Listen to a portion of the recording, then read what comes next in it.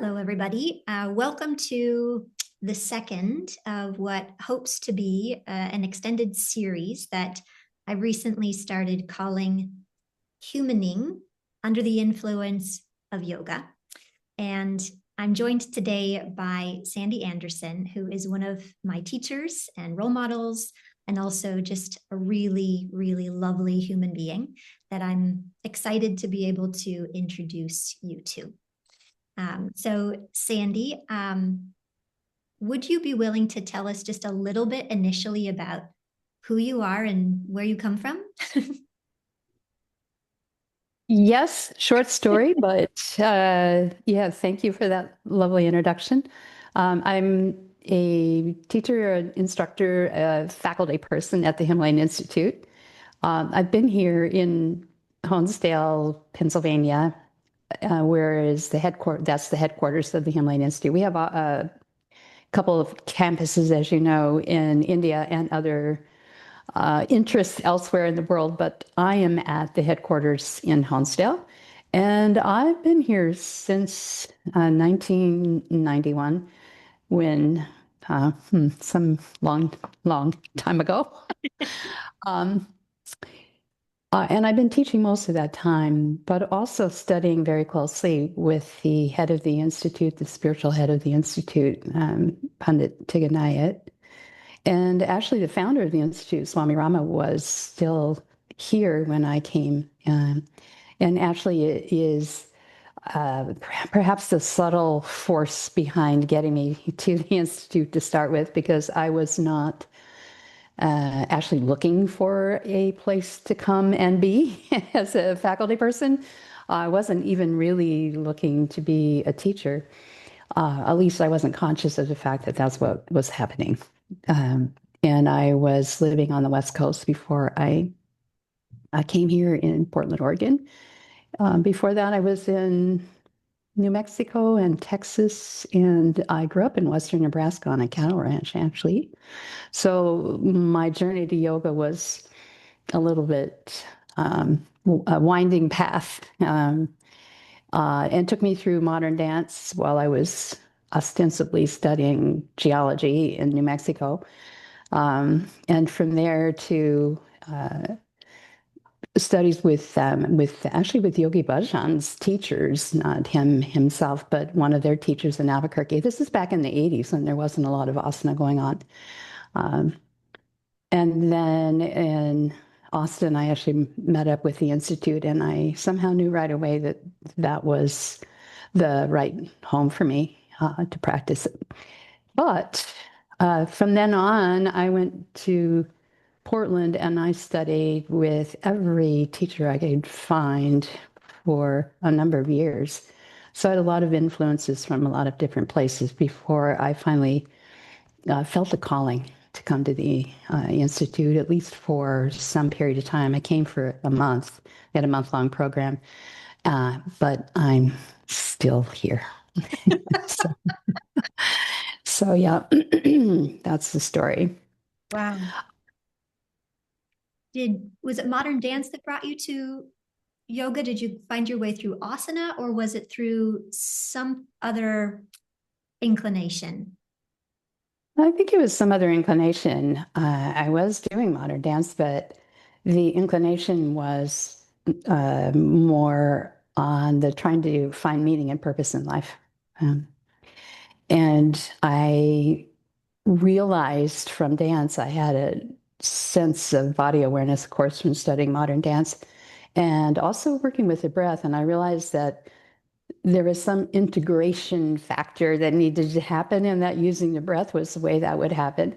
And as it turned out, there was an ad somewhere, might have been in the student newspaper, for a yoga class that just hit that particular button for me, the working with breath and integration. And I thought that was what was needed for my journey. So I signed up for that class. And it was being held in the headquarters for uh, ACAL Security, which was the business that the Sikh community had in Albuquerque. And here was a Soldier of Fortune magazine on the table in the waiting room for the go into the asana class.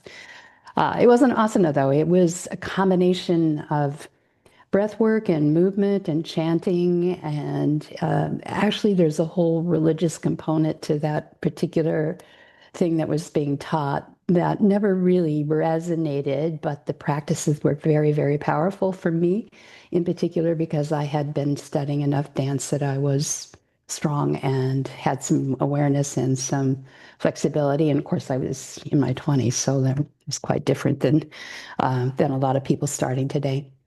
So I took studied with that for quite a while, and then, as I said, when I moved to continue my uh, work in groundwater geology, um, found the institute in Austin. It was the only yoga studio in Austin, Texas at the time, if you can imagine. There were no other classes available. So, and again, I realized right away that there was a depth and a wisdom component to the Institute's tradition that was missing in my previous trainings. Um, and so that became the core around which I systematically practiced and studied all kinds of, just in general, yoga practice kind of things in general for a number of years before I ended up here at the Institute. But, to answer your question another way, when I first went to college, I studied philosophy. And every week I thought I had found the secret of the universe. And then we would destroy that with the analysis that goes on in a philosophy class. And I'd be so beaten up. And then I'd find something else. And finally, I was so cynical. I realized the only thing I really liked about any of the philosophy was the modern logic class that had no words at all and no numbers. It was all symbols and relationships that were defined. And then I thought, well, if that's what you like, you might as well study science. So I abandoned my philosophy degree and took a degree in geology. Wow. So, yeah, but and that also made me very cynical about the religious aspects of that were being somewhat brought in. Some of the things that were not substantiated in my scientifically trained mind. I wasn't really available for a lot of the. Yeah, I didn't believe anything unless I could feel it in my body that it was true. And that served me well in many ways. Yeah. That I wasn't interested in any more traditions or studying of any more philosophies or any of that until I really had enough experience to realize that it was validating and then continued from there. So. That's so interesting. And it makes me want to go off on a tangent that maybe we'll come back to. But just a quick question. Does your relationship with prana come into play in terms of like validating your understanding of the teachings of yoga?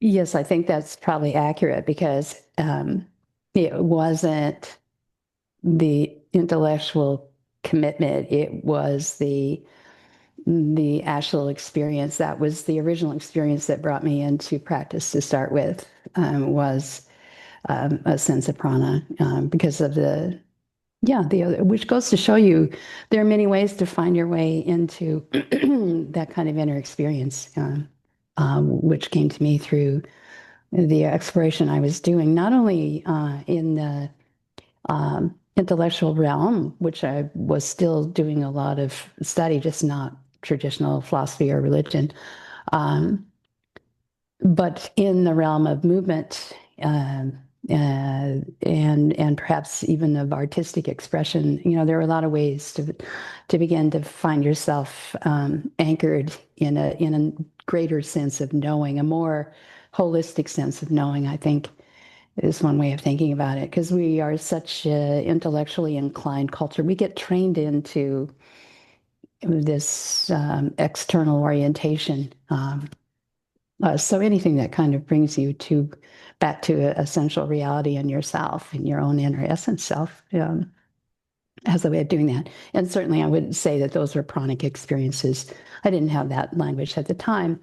And it does also bring up the idea that perhaps uh, talking about it or inspiring other people to practice, that we're careful about what language we use.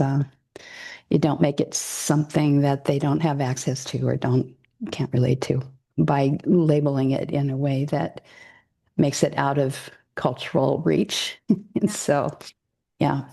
Yeah. That feels like something that the Himalayan Institute is really sensitive around, is languaging and labeling and keeping things as accessible and approachable as possible. Yes, and I think that I have gotten more that way as I've gone through my teaching career and less likely to use Sanskrit terms other than those that have no equivalent, so, or names of things.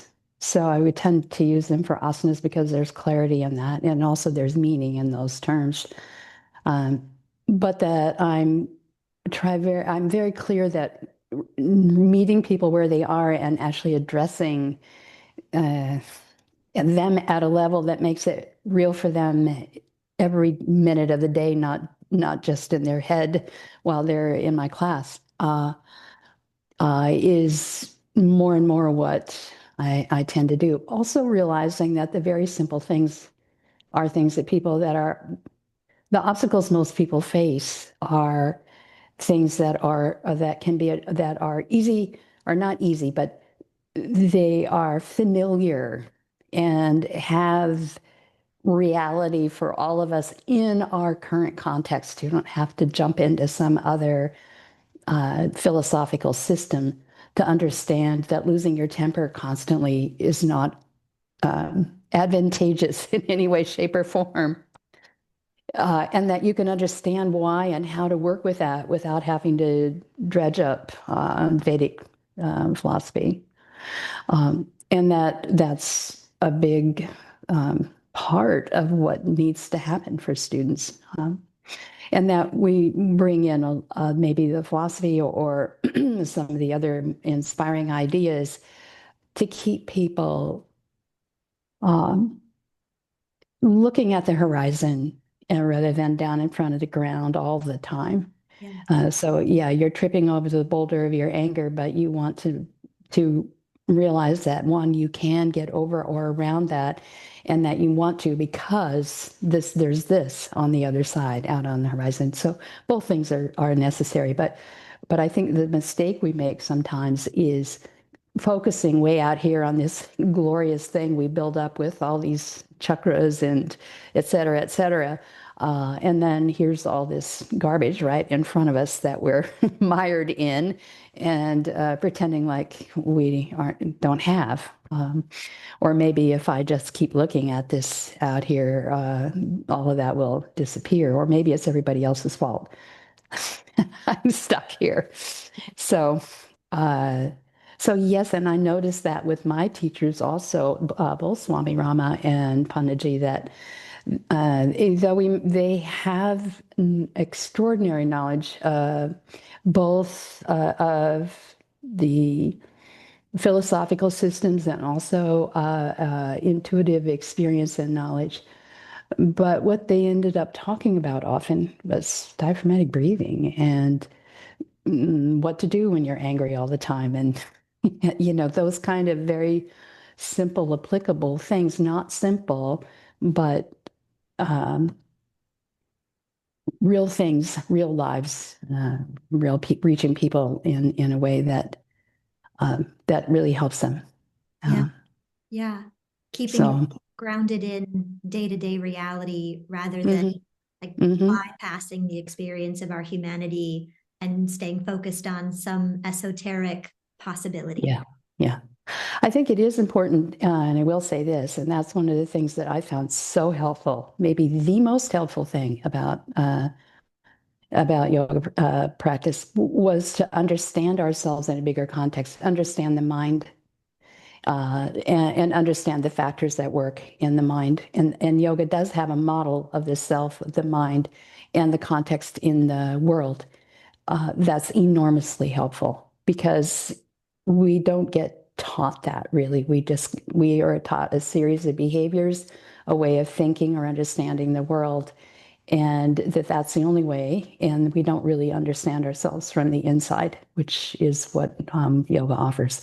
And I think in order to stick with doing any serious work on yourself, you need a bigger model to understand why it's important to meditate, why it's important to meditate even on the days where you think you don't really want to, where your mind is really busy outside of you and there's a lot of important things to be done on your little to-do list.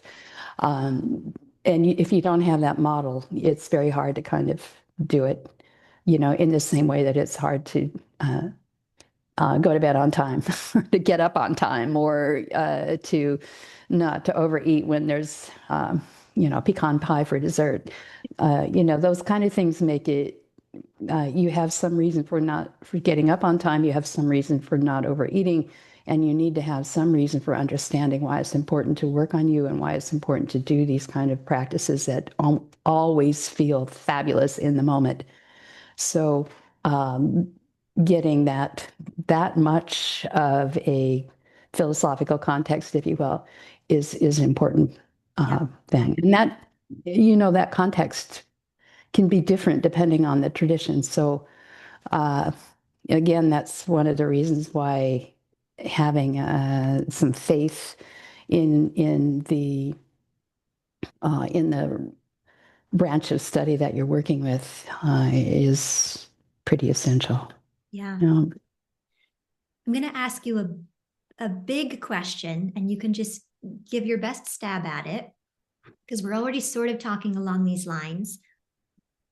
Why do you think yoga came about? What is it addressing for human beings? well, I think we all have an answer for that. It may be hard to articulate it, or maybe we articulate it in different ways depending on who we are and what our culture is and our background. But um, there's just a very strong understanding at an intuitive level that we have some part of ourselves that's more than just the instinctive drives to stay alive and thrive in the world. You could say, I mean, traditionally it gets couched in terms of wanting to find God or see God. So in the West, we talk about God.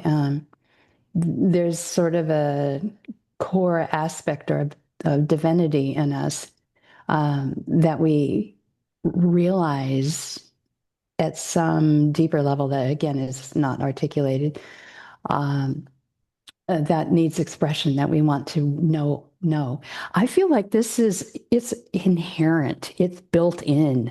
It's built in that we grow. And part of that impetus to grow is on the spiritual dimension, is about knowing the essence of self, because that's one of the capacities and potentials that we have.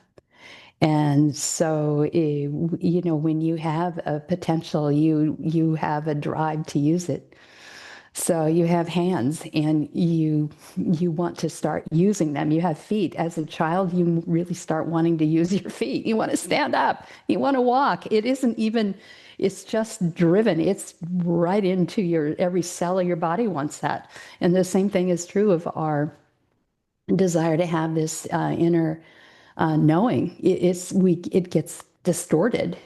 We externalize it. So we keep looking for more power in the world, more houses, more girlfriends, more more money, more that desire to consume is externalized, but there's a desire that's a knowing or a growing that's also an internal urge that isn't satisfied by all those things. And at some point, many of us have realized that yet another pair of expensive shoes is not going to cure the desire, and that we we have an intrinsic itch that we don't really know how to satisfy until we start to find practice. And that's what yoga practice gives us. Not just yoga practice. That's why religions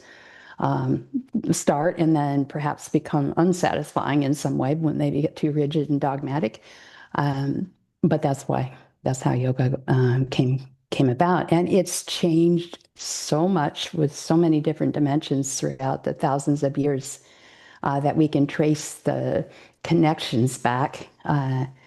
So what we're practicing today does not resemble in any way that, well, it can. You can find some things like mantra, but otherwise, the Vedic culture was very different as far as we can tell. And the texts that give us a picture of that are not things that are familiar to us in our modern world. But um, the humanness is the same. And that's why that's the thing about the yoga practice that's been, or the yoga tradition that's been so um, delightful and so persistent through time is that it addresses the humanness, and the superficial ways in which it manifests are dependent on the culture and the times and all those things. But the essential essence of it is the same, just as the essential essence of being a human is the same as well. So we have the same problems, the same capacities. Some of those are dormant in current cultural situations, but those instinctive desires are still, the DNA is still DNA. It's still human beings.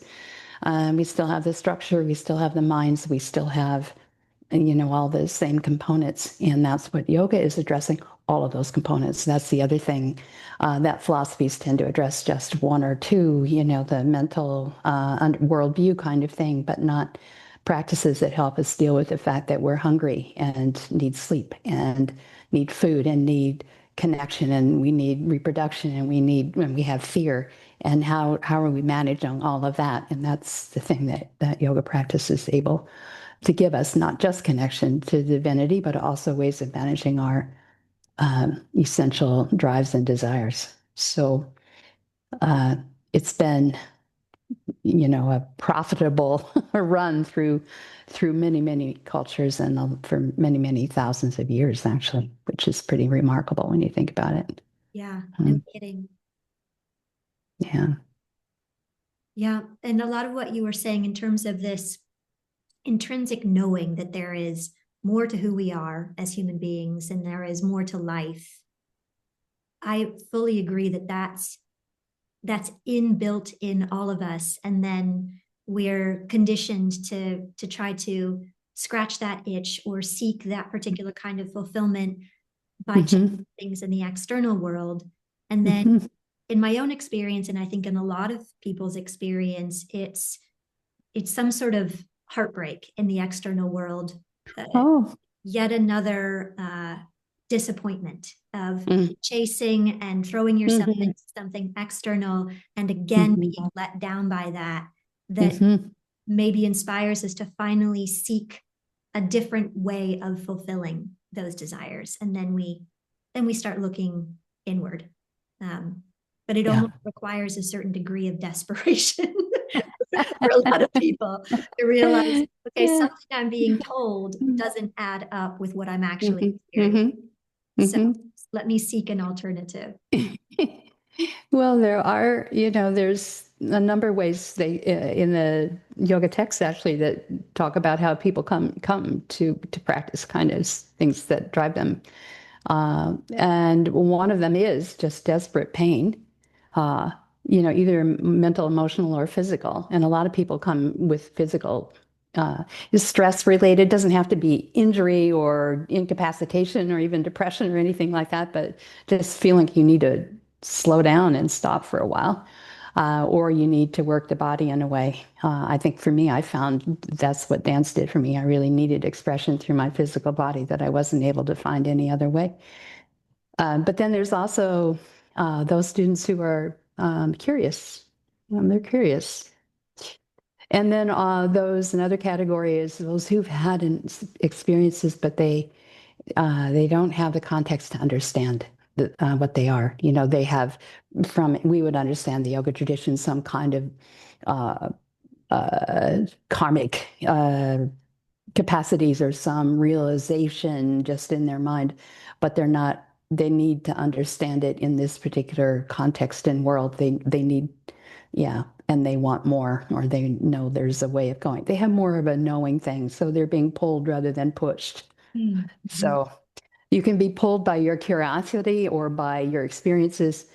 You can be pushed by the disappointment in the world, whether that's whatever that is, or by a lot of people do come because of their physical or emotional discomforts that are not addressed by the usual means. Yeah. So, yeah. And those are all universal things throughout cultures.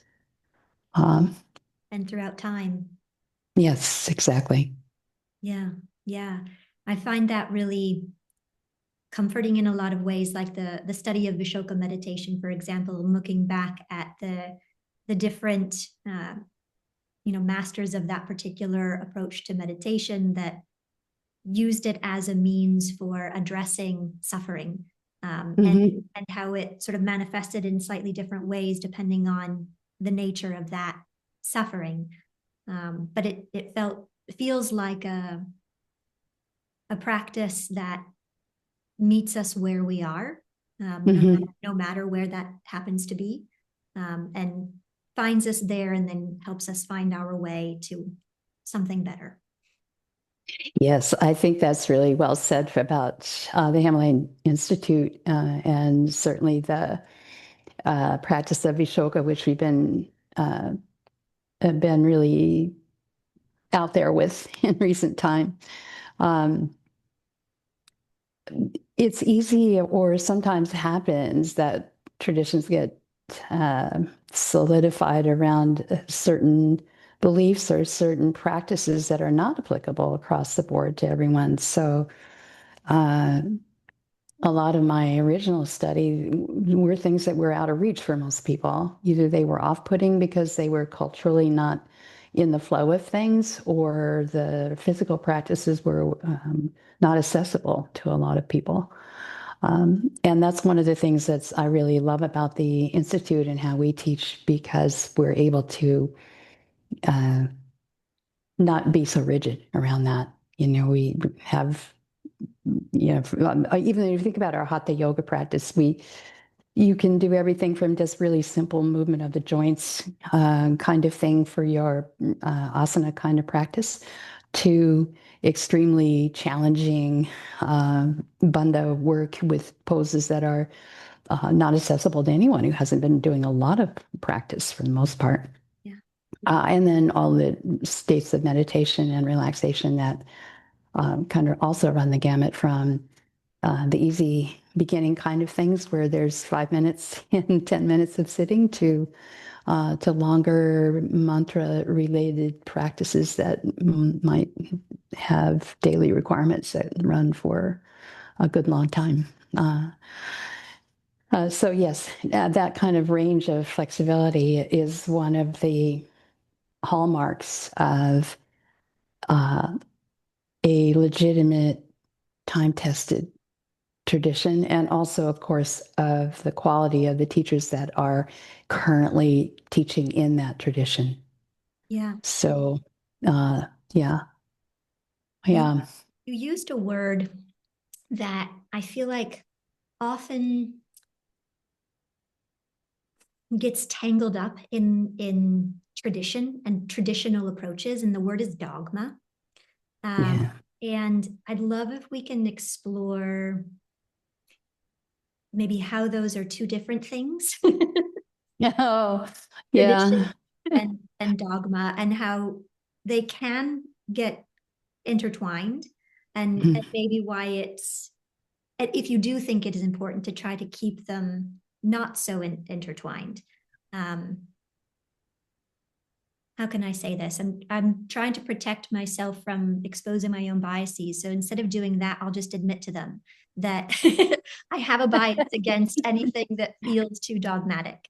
Yeah. I have a bias against anything that comes across as this is the one and only right way to do the thing. And that's one of the reasons that I have felt so drawn to the Himalayan tradition, is that there are certain truths that feel inalienable, that feel authentic and universal. And yet there is still such a fluidity around how we engage with them. So I'd love if you could speak to that a little bit.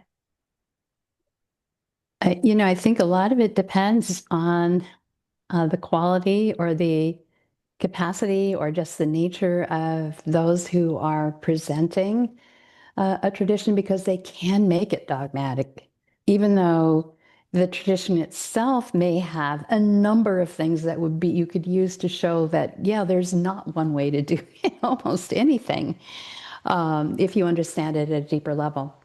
Um, and I think that was the problem with a lot of my early introductions to yoga, and also, of course, with any religion, was the this is how it's done thing.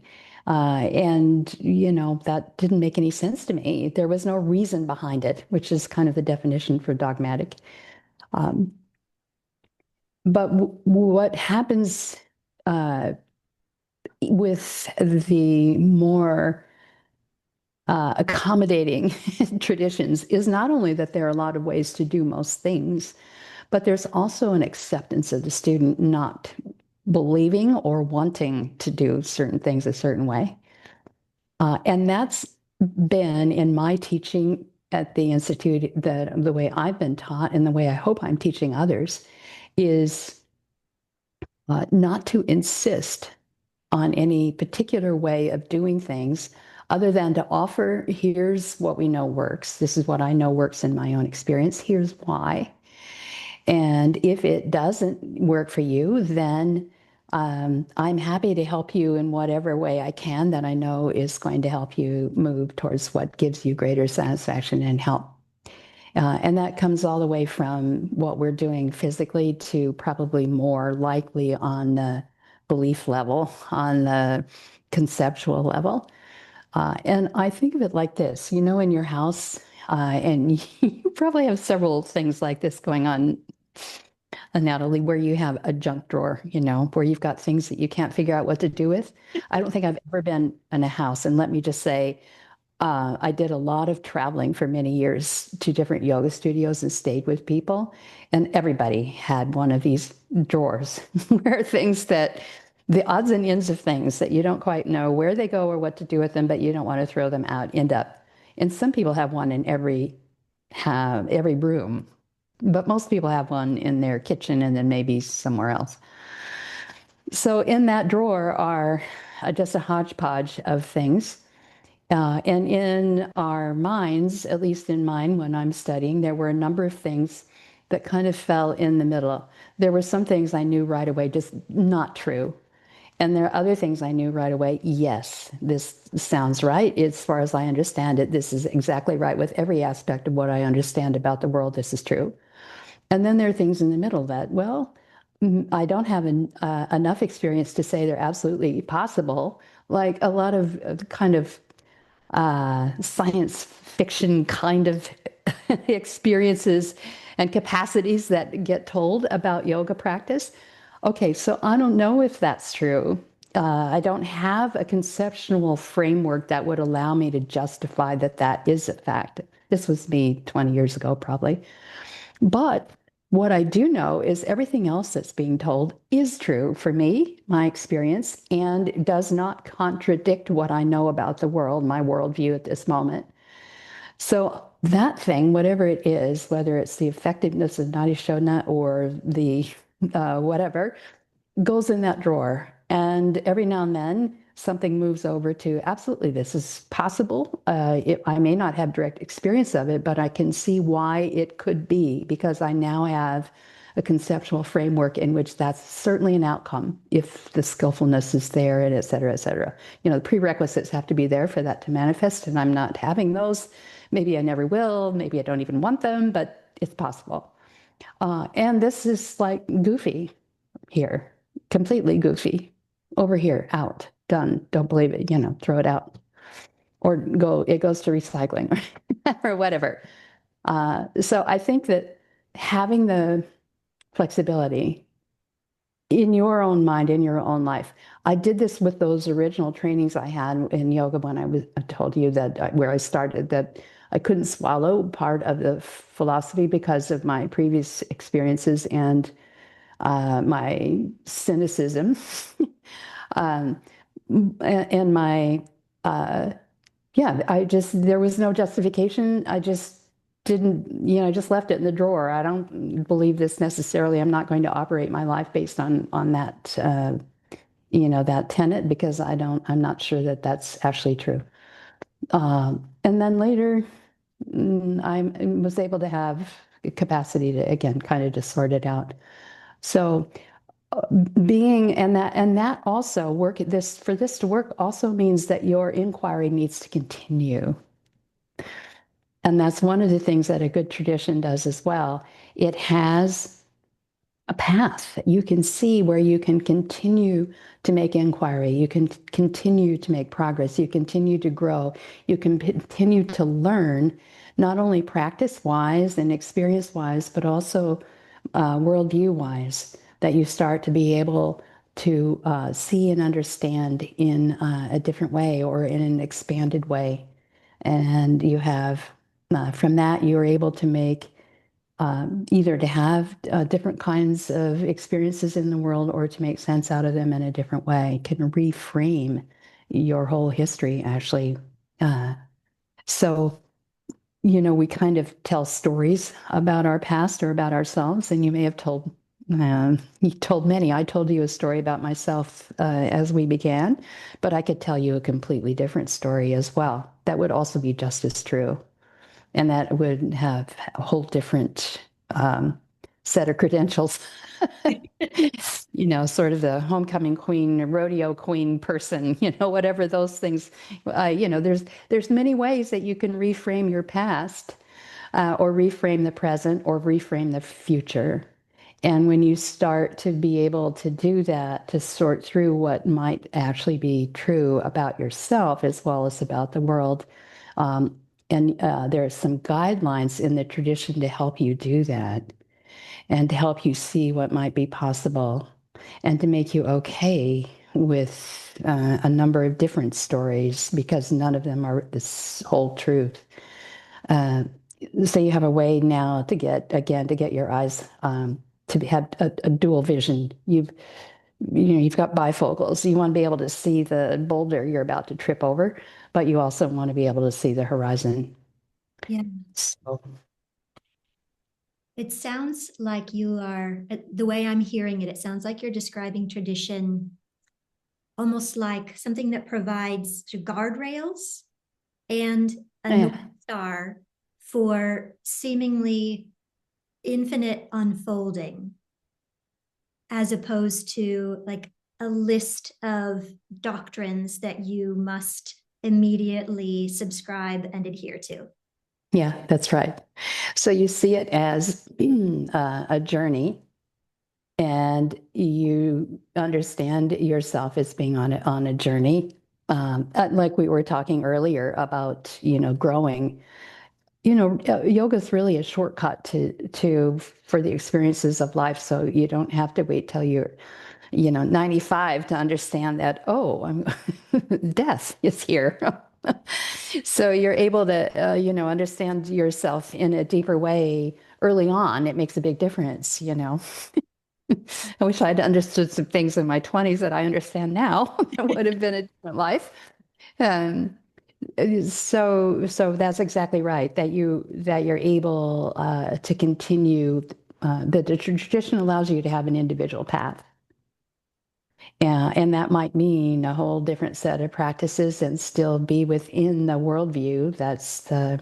Because I've come to understand traditions really from the point of view of not just different practices, but also a different kind of understanding of what the way in which we are going to um, to make what horizon what we're focused on in the distance. And partly that's what our innate tendency is.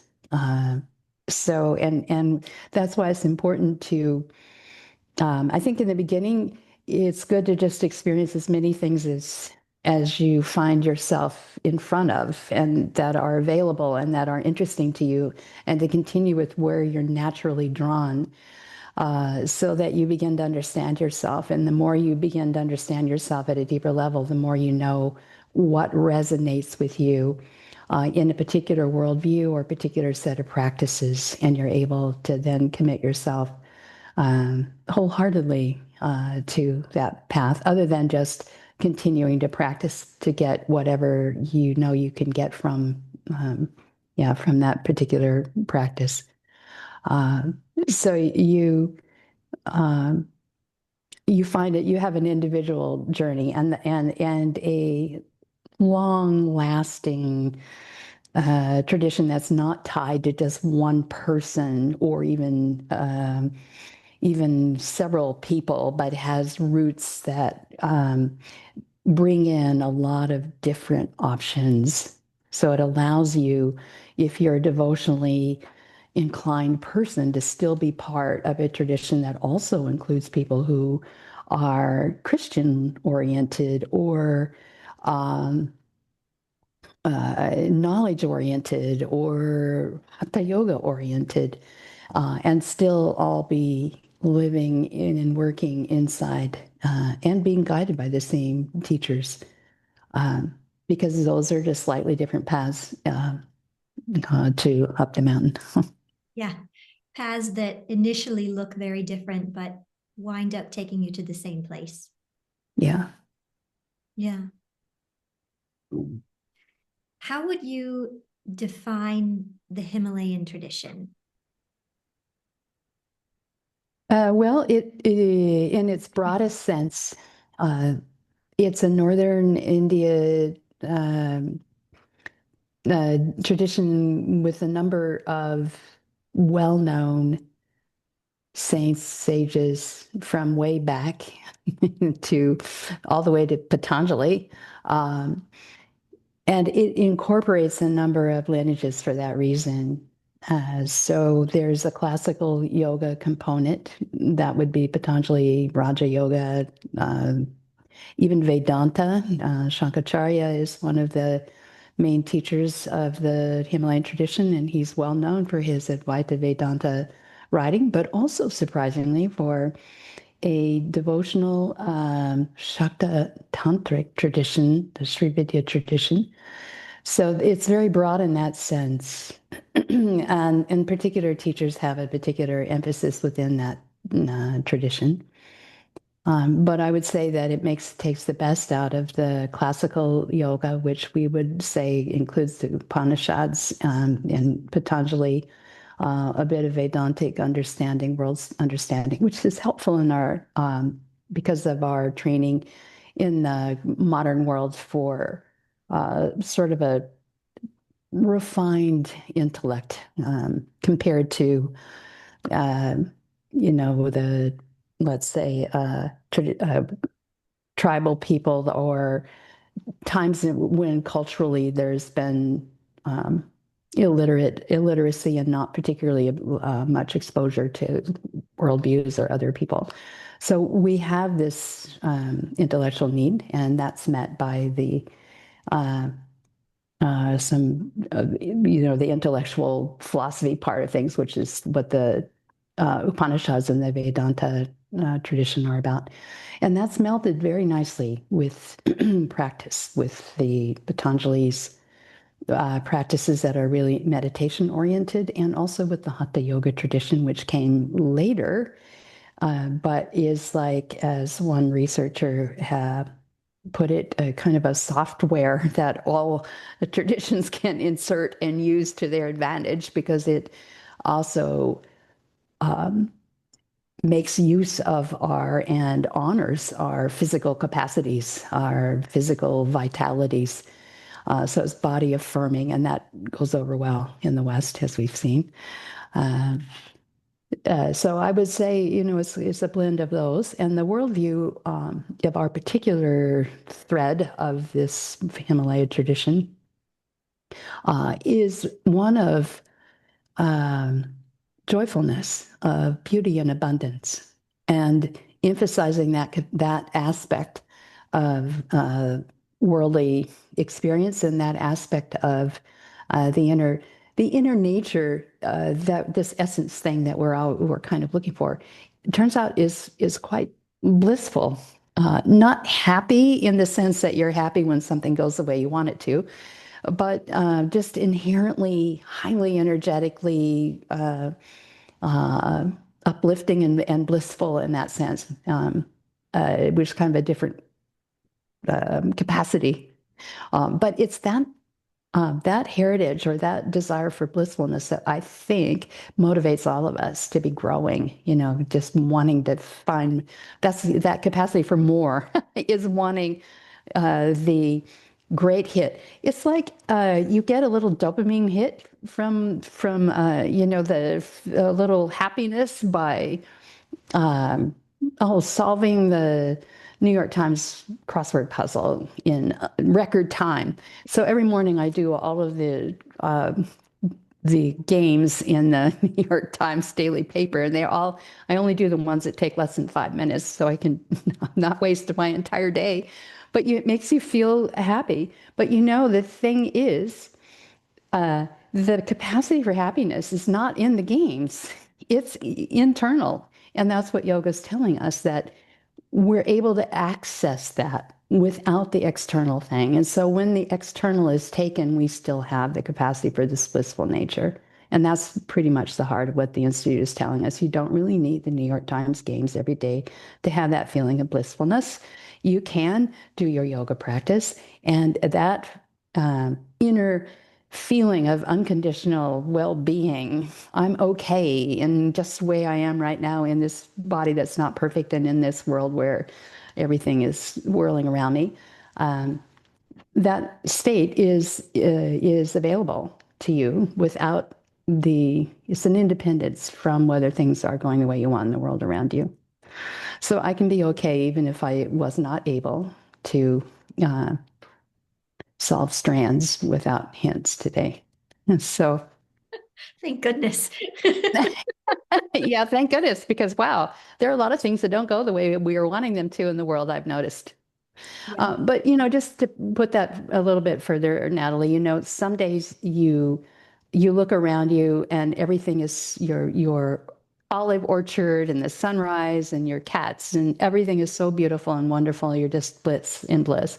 And other days, it's the same orchard, it's the same sunrise, it's the same cats, and yet there is no spark in you of joy for whatever reason. Now, that might not be true for you, but it's true for the rest of us who, sometimes we notice that when we're happy about the things around us, we're grateful for our lunch, and other times we're not. Because it's internally, it's just that the external is invoking that internal experience of joyfulness, of blissfulness, of well being. And because it's in you, you can invoke it regardless of whether there's something outside of you. And that's what yoga is. It's invocation of an inner essence of self, an inner empowered mind, an inner state of being that's independent of the world for its well being and for its direction and guidance are also coming from that intuitive place of inner self. So that really describes the Institute's philosophy, I think, in terms of, and again, I'm speaking for myself. I'm sure nobody is going to give you exactly the same answers because some people haven't discovered the New York Times. It's unfortunate. Uh, so, uh,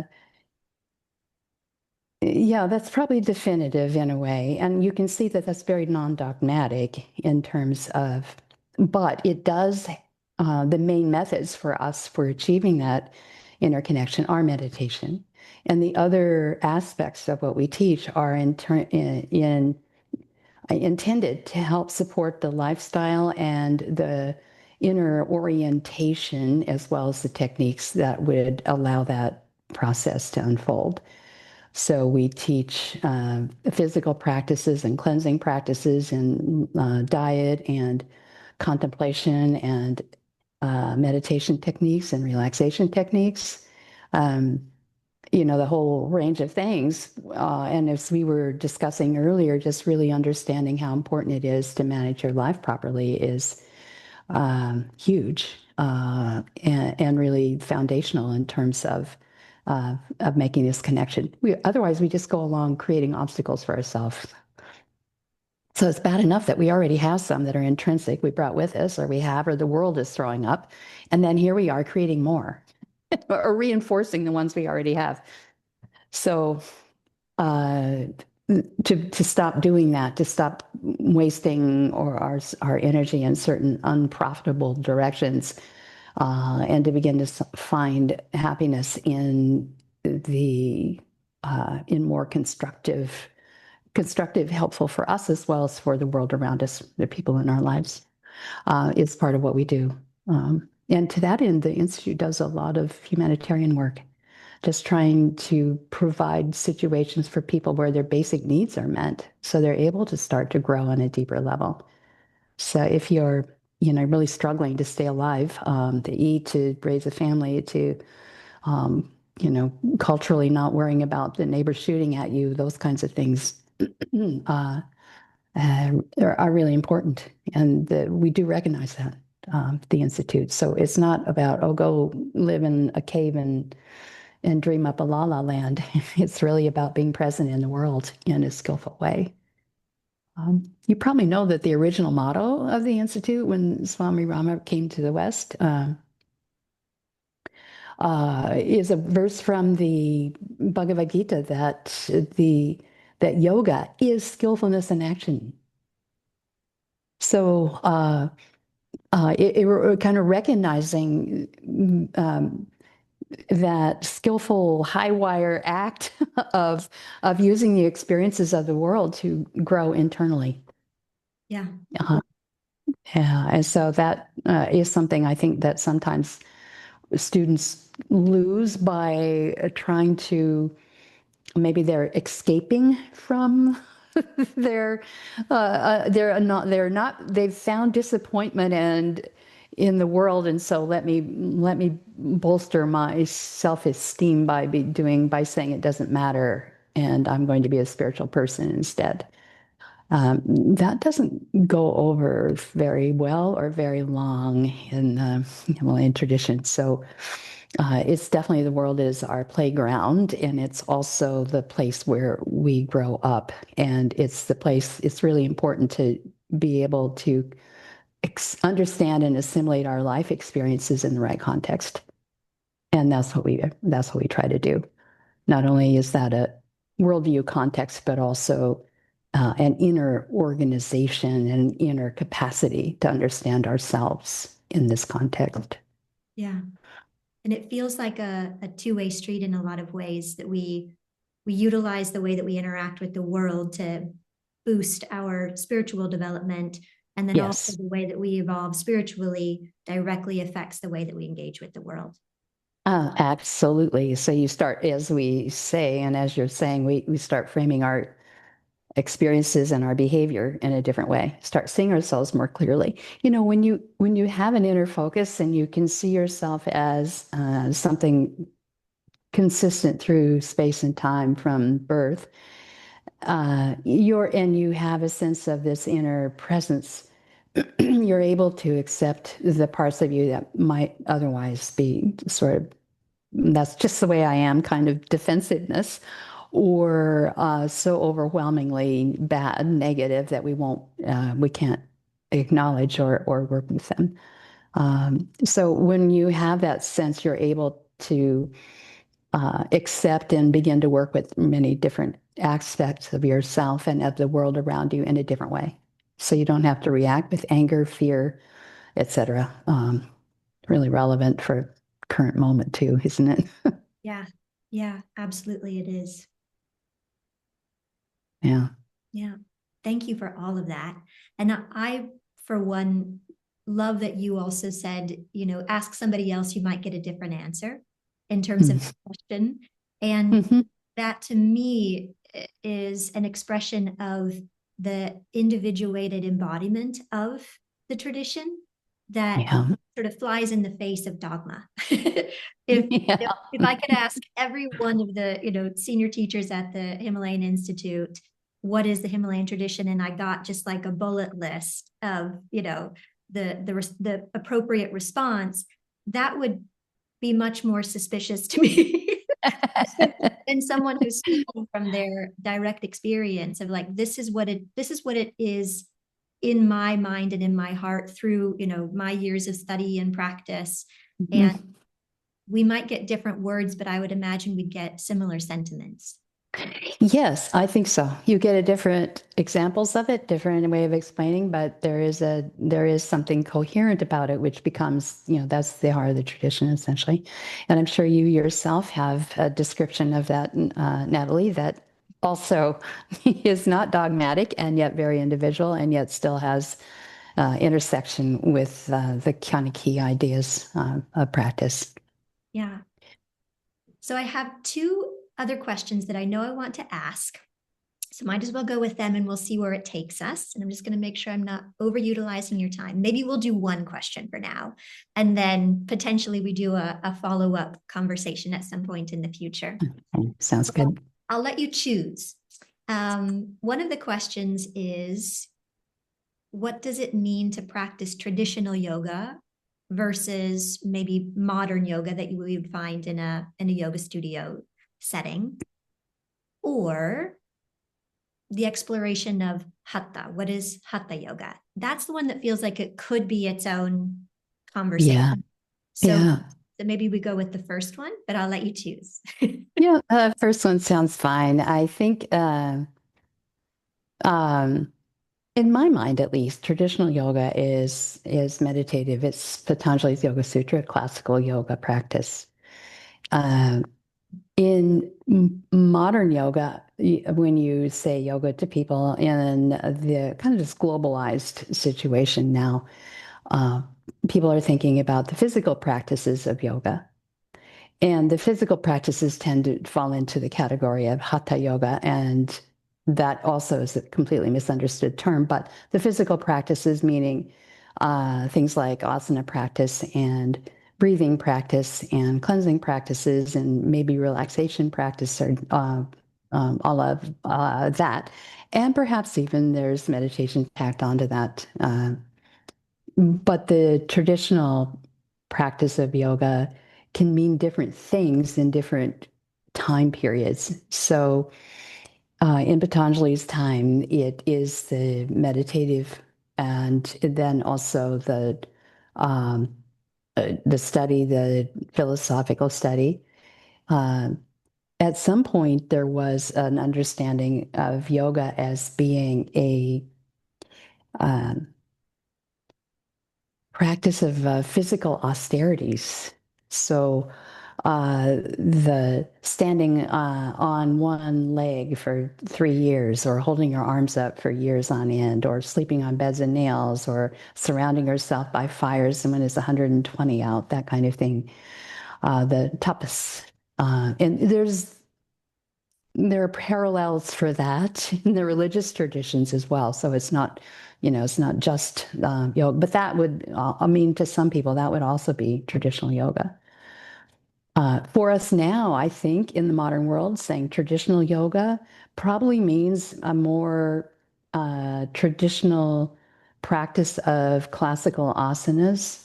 I'm not quite sure what all of the modern terminology would be, but modern postural yoga is what most people practice, and it's a bit of a generic uh, way of doing hatha yoga, which is, again, I'm thinking asana, breath training, movement. Is movement oriented, physical oriented, whereas traditional yoga was more mental oriented. So Raja Yoga, uh, Vedanta, classical Patanjali yoga, those kinds of things.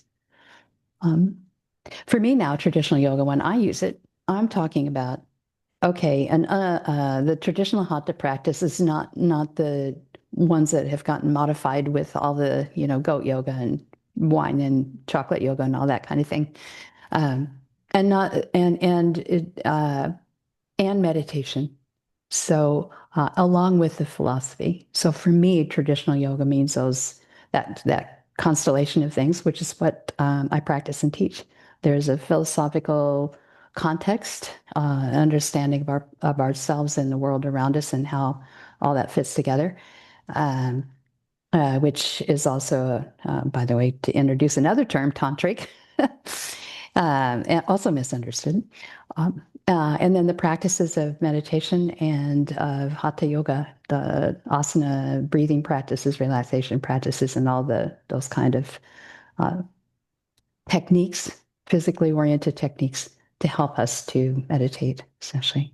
Yeah. So that would be my idea of a traditional yoga. Yeah. Mine as well. And I think another way that I would frame it is utilizing these, accepted approaches, these different hows, and weaving them together in order to fulfill the why of yoga, if that makes sense at all. Yeah, I think it does. Yeah, And having definitely. that as the orientation. Right. And understanding the why Mhm. and that way you have a reason for your hows, Yeah, because there are so many different techniques. So the hows come together to help you with the why. Um, and it could be also that traditional yoga, you might say, has a sort of a different goal uh, than just playing. Your local yoga studio, the goal of that day might be to learn forward bends or to relieve back pain or stress reduction. So there's sort of a horizontal level of kind of a foundational level of intention, and maybe it doesn't ever get off that plane. Whereas your traditional yoga is more worried about your immortal soul, but you know, in sort of terms that don't mean much to anyone. Yeah. don't mean much and also mean everything. Yeah. Yeah. Yeah. So, yeah, but it has the eyes on the horizon as opposed to on the ground. And we need to have both. Yeah, yeah, well said. Thank you. So we have at least two more conversations coming up: hatha yoga Excellent. and tantra. Oh, excellent. Any Thank parting you. comments that you'd like to share with everybody? It came up the other day in teachers training. We were looking at anatomy, and I had forgotten this, but I think it's helpful. No other living creatures are able to sit up straight or stand up straight with a vertical axis in the gravitational field. And they are unable to lie flat on the ground, on the floor in Shavasana. That's a unique capacity of our anatomy. So, what does that tell you about what you should be doing with that unique capacity? This is the potential that are anatomically we need to fulfill. We have to sit for meditation and we have to lie for relaxation practice, both things. Yeah. What does that make available to us that isn't available to any other species? Exactly. It's an inward moving mind. Self-awareness, a self-knowledge Yeah. that's not available to anyone else. So, Another example of like so simple, something we know, and yet mm, has the capacity to crack our worldview wide open. mm, Yeah. your understanding of yourself. Yeah. Yeah. So go forth, do your do your self-inquiry, do your meditation practice, do your inner relaxation practices, and all will be well. Wonderful. Thank you so much, Sandy. Thank you for having me. It's a pleasure. It's always good to see you. Yes, likewise. And I I'll look forward to the next time. Okay, I'll press stop on the recording and say goodbye to you properly. And thank you everyone so much for listening in. If you have any questions for myself or for Sandy in follow-up to this, just reach out to me and we'll do our best to provide more. All right, see you soon.